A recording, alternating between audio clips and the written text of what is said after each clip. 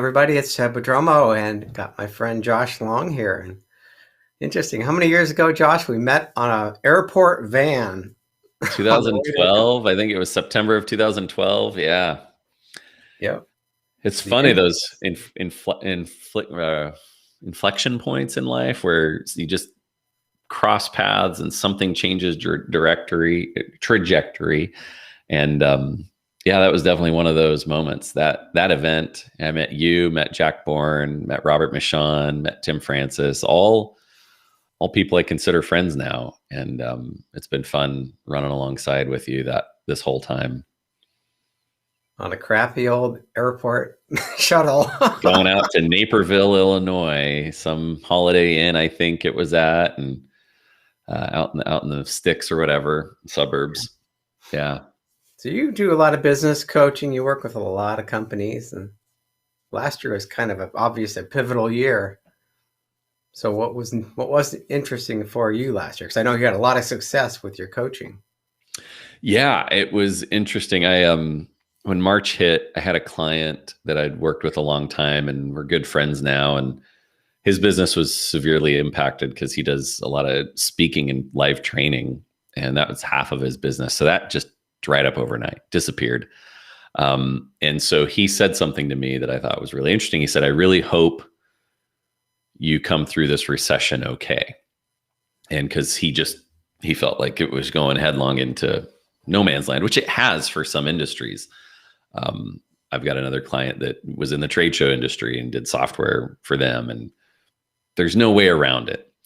But for me, it was interesting to look at, because before, in the 2008 recession, I was in the mortgage business. So I was the tip of the spear going into the ground, right?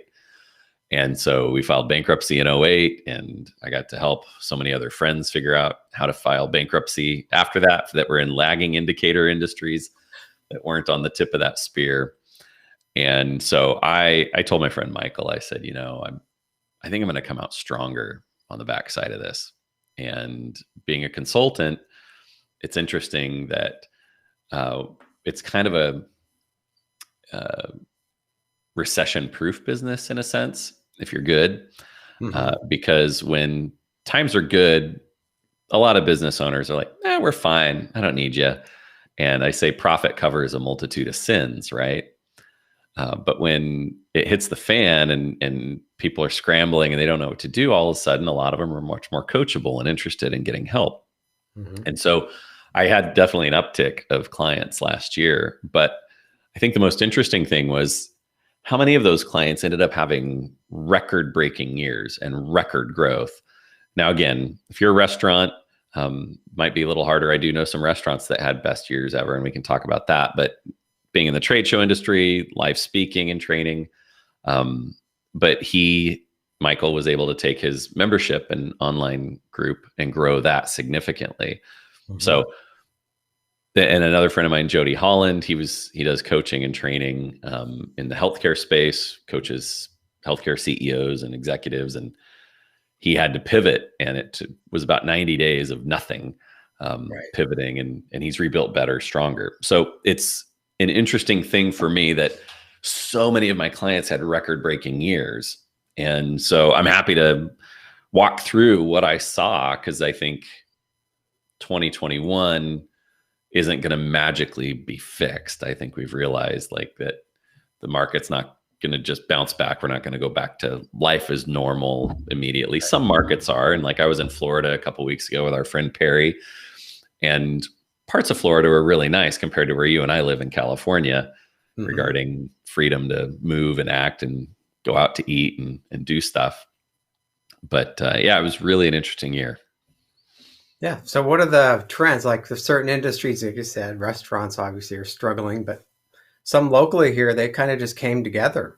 Our downtown community, they built a website for all the town restaurants, and they work together. Yeah, exactly. I know, surprisingly, it was two different Mexican restaurants. One was in Washington State, and one was in Bakersfield, Central California area. And I know about the one in Washington State because my buddy Sean does their website stuff and their marketing stuff. And that owner did a couple things really interestingly.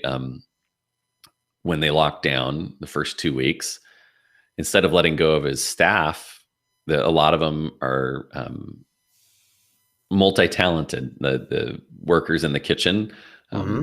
they very have diverse skill sets. So he used them to remodel the whole interior of his restaurant.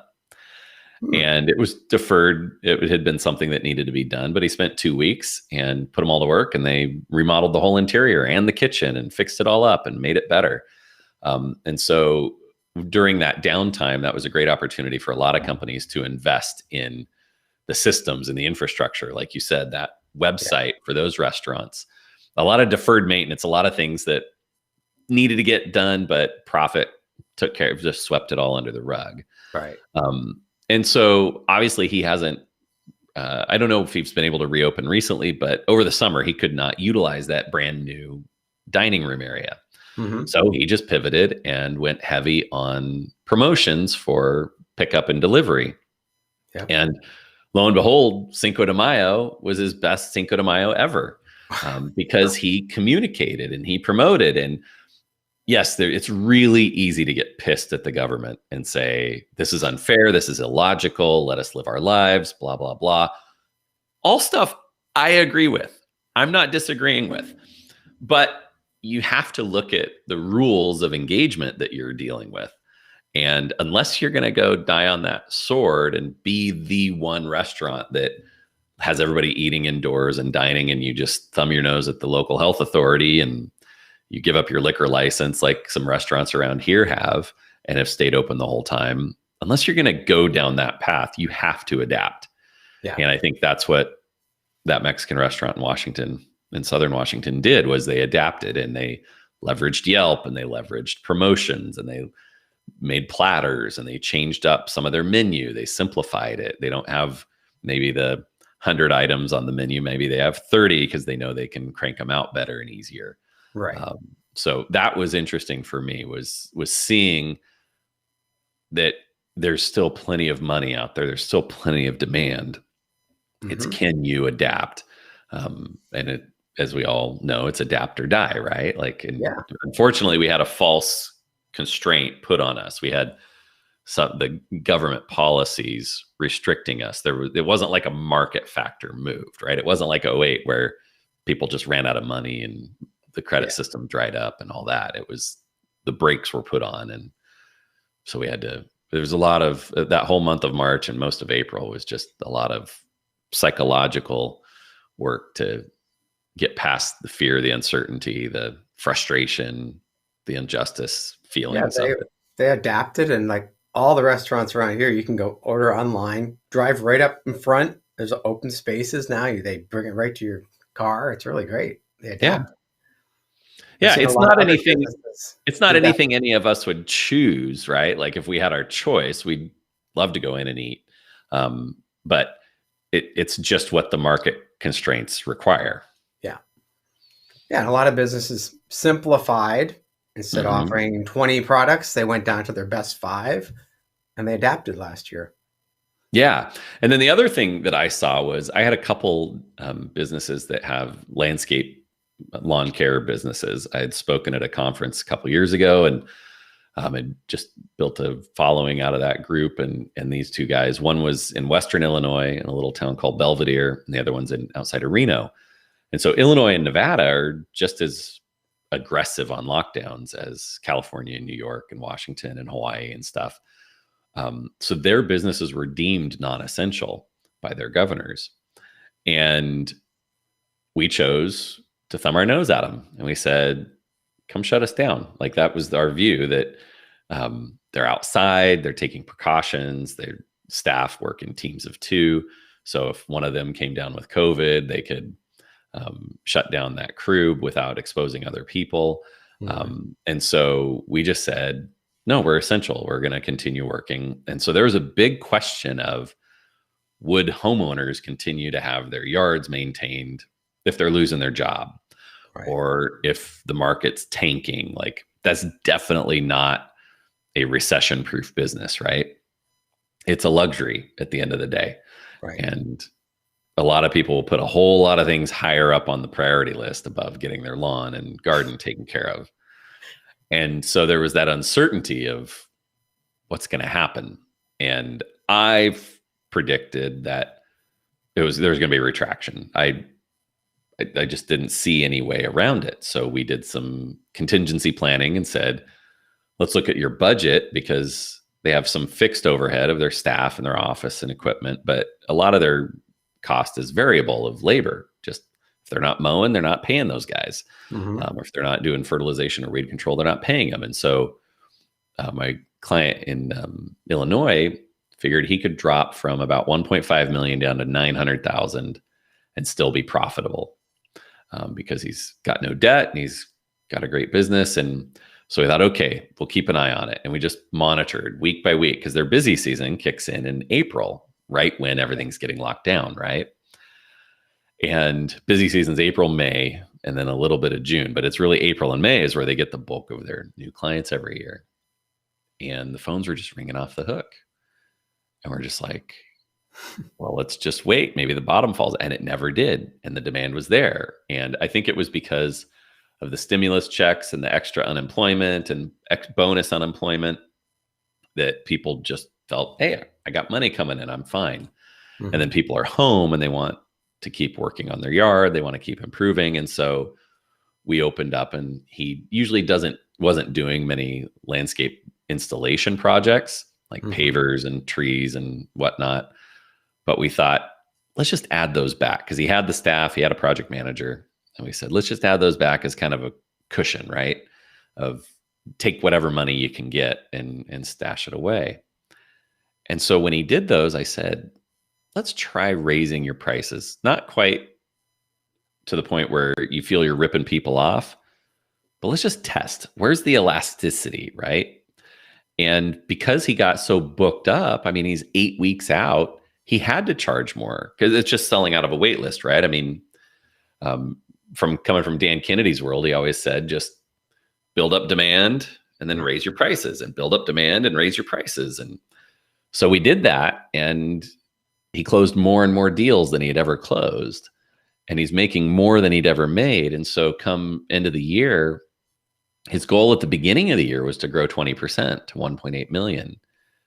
And we thought we'd be lucky to break even, right? Of a 0% growth, just not any loss. And he ended up growing to 1.9 million. And then his margin went up because we kept charging so much more, and we cleaned up a lot of operational things and whatever, improved his marketing. But he ended up being around 32% net profit in industry that averages 15%. Wow.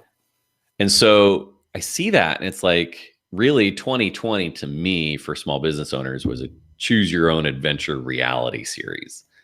You could say, oh, we're not essential, we're going to shut down.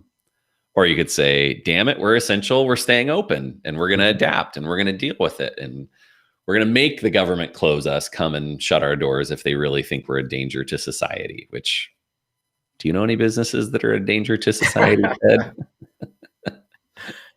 Nah. Right. Well, I think, gosh, it's just crazy here. Try to get a new furnace or any home construction, home improvement projects. There's like 3-4 months waits. Well, and it's a compound because of the demand, but then import issues. I was down in Orange County a couple of weeks ago, and I'm sure it's the same up by you in Oakland, that we had, there were 25 container ships just chilling outside Long Beach, waiting to get in, because the longshoremen and their COVID restrictions, and they just don't have the manpower to get those ships unloaded. So there's inventory just sitting in the ocean right now that we can't get to. Ours is more, they can't find enough qualified help.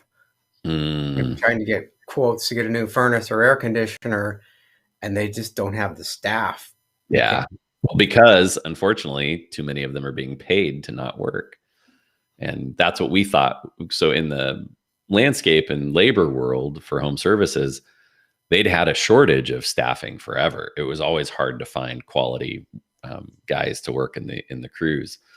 And so I thought the unemployment wave would make recruiting easier. But the problem was the government sabotaged that by paying people to not work, paying them more than if they did work to not work.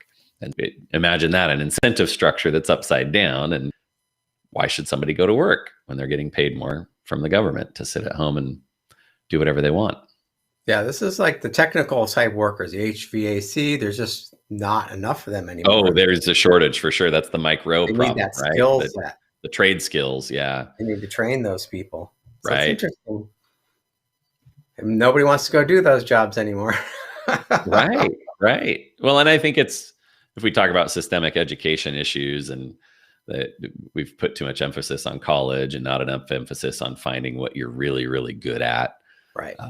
The Mike Rowe, I mean, I really love his whole thing of build up the trade schools, get people employed and give them a talent that has major demand. I mean, electricians, plumbers, framers, whatever. I mean, there's so many trades out there that my mechanic, he's the best mechanic I've ever worked with. And he has a hard time finding anybody that can keep up with him because he's so brilliant at electrical diagnostic issues. And the local Mercedes and Jaguar dealers send all their biggest, hairiest problems to him because he can figure them out when their techs can't. But he can never find people like him that have gone through the trades at this point.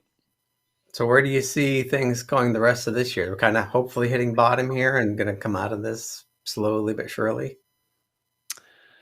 I hope. I mean, if you look at the trend line of COVID cases dropping like a rock, it portends to say that March 20th should be the bottom when spring hits on the vernal equinox is the prediction at this point. If that happens, then we should be able to bounce back. There's so much pent up demand. And unfortunately, I think the K recovery is what we'll see, where it comes down and the top of the market will go back up, but then there's going to be those that are left behind at the bottom of the market where industries have been forever reshaped by the lockdowns. But I think for the top of the market, Scott, it'll just pick back up where it was going before the recession, before all of this started. There's just the economic engine was working for the most part. The smart businesses kept things going. They adapted, and they're going to explode out of this. Yeah. No, I mean, think of the people that invested, like those restaurants, right? That built that website. I mean, how much further ahead are they going to be than other restaurants that didn't build a website or didn't build the infrastructure to catch up with deferred maintenance or things that weren't communicated well or whatever. So, yeah. Thanks for the notes, Michael. Yeah, good to see you too. Yeah. And Dorian says you're cool. Hey, I'll take it. I paid her $20 before we got on. So I love Thanks it. for coming through with that, Doreen. Yeah. Yeah. I think it's kind of like, well, Dan Kennedy always said it too. The pie is big enough for everybody. It really is. Compete, work together.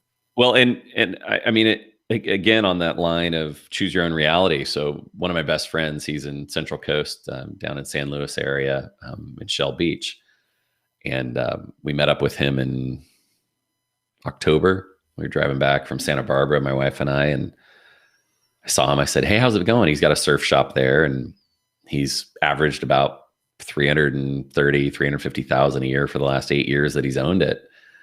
And he said, it was amazing. I shut down. I was so depressed in March and most of April. And a guy showed up. He was almost living in the shop. He has an apartment block back, but he's just bored and depressed, and all his staff are let go. And he said a guy came by and said, "Hey, a hotel said you can set me up." And he knocked on the door to get in, and Stu opens the door and he says, well, the guy says, "Are you open?" He says, "Well, what does it look like?" Like he just wanted to be so cynical because he was so depressed. So he opens the door, gets the guy a surfboard and a wetsuit, and off he goes. And then some other people come by, and this is probably end of April. And so he's like, "I guess I'm open." But that Central Coast was locked down. Like you couldn't even walk on the beach. Like you could only go, or you couldn't stay on the beach. You could only walk on the beach. That kind of bizarre rules. And so Stu thought, I'll just see what happens. And he left it open, and demand kept growing and growing. And Ted, He did 850,000 last year. He almost tripled. Wow. Because he chose to, and because he opened up and said, he started even printing shirts saying Shell Beach Surf Shop, essential since 2012. He Yeah. just, it's like choosing to be essential, right? When we were in Hawaii, they shut the beaches down for 2.5 months from March 13th to Memorial Day. And we were out there on Memorial Day at our favorite beach, Hapuna Beach on the Big Island. And we're just baking. I mean, we just let ourselves get burned because we had been to some beaches, but none of them were sandy, and we snuck in places, and it was really hard to just stay and hang out at the beach. And I'm sitting there and I'm like, how is this more dangerous than shopping at Costco? Right. I mean, we're all running around. It's the freshest air on earth, direct sun. We're being active. And so to me, all businesses are essential. And so it's just, will you choose to say that you're essential? And I've not found, yes, there's the occasional hairstylist in Texas that wanted to make a stand and got arrested.